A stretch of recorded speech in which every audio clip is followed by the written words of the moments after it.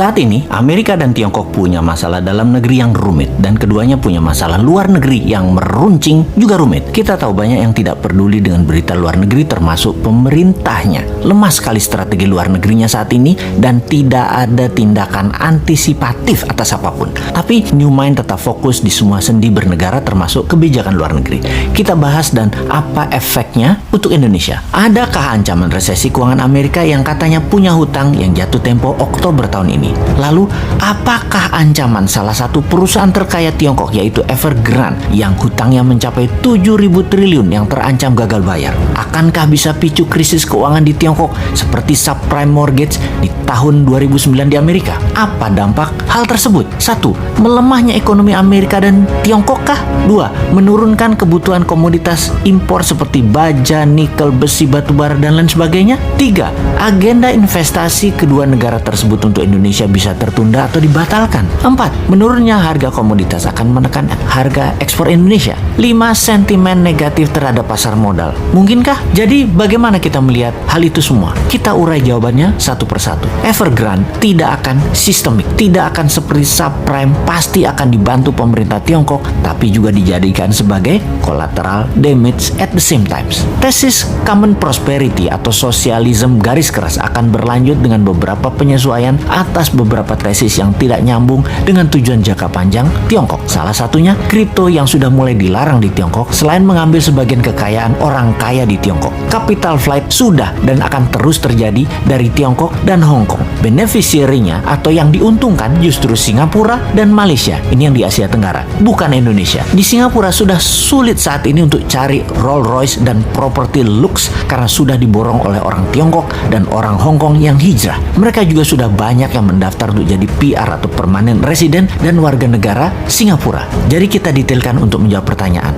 Nomor 1, Tiongkok akan mengalami koreksi ekonominya karena konsumsi domestik Tiongkok akan melemah. Sementara Amerika tidak akan melemah karena konsumsi domestik di Amerika masih robust. Bahkan Bank Sentral sudah mengisyaratkan akan melakukan tapering atau pengurangan QE karena ada kecenderungan untuk inflasi. Sebentar, sahabat perlu dijelaskan apa itu robust dan apa itu tapering. Kayaknya nggak usah ya, pasti sudah paham. Kalau buzzer pasti nggak paham. Buzzer mah diemin aja. Nomor 2, komoditas baru akan turun setelah 6 bulan karena lag effect di Tiongkok. Nah, pasti nanya lagi nih, lag effect itu apa? Sahabat, memang jarang masyarakat umum memahami istilah keuangan karena bernegaranya dibuat oleh para pejabatnya hanya fokus di politik. Kasian rakyat ini jadi bego urusan ekonomi, taunya paling pol dagang doang karena perilaku bernegara pejabatnya. Tapi tenang, rakyat tidak paham tidak apa-apa, tapi pejabat yang berkuasa ternyata juga tidak paham seperti kali ini. Itu memalukan. Jadi apa itu lag effect? Oke, saya terjemahkan pelajaran kampus aja artinya. Bahasa Indonesia cari dewe ya. Oke, lag effect is the potential ineffectiveness in fiscal policy due to the time it takes to recognize an issue. Dah, itu aja artinya.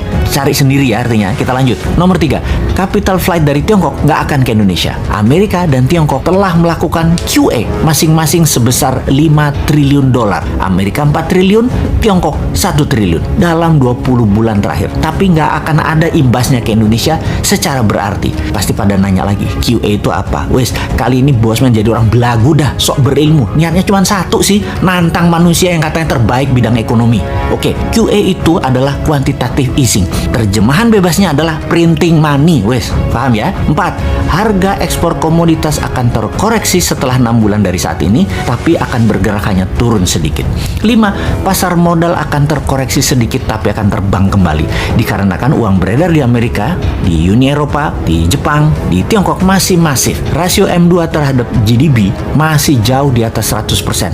Jumlah M2 masih di atas US dollar 100 triliun. Ini akan terus mempengaruhi pasar modal secara positif dan kebanyakan akan dialokasikan di tesis-tesis abad ke-21 seperti teknologi, nanoteknologi, AI atau artificial intelligence, bioteknologi, robotik, dan spaceship dan lain sebagainya. Tidak akan invest di Indonesia kecuali nyedot sumber daya alam seperti sekarang yang rakyatnya nggak dapat apa-apa, negaranya nggak dapat apa-apa, pejabatnya dapat dong, mosok tidak.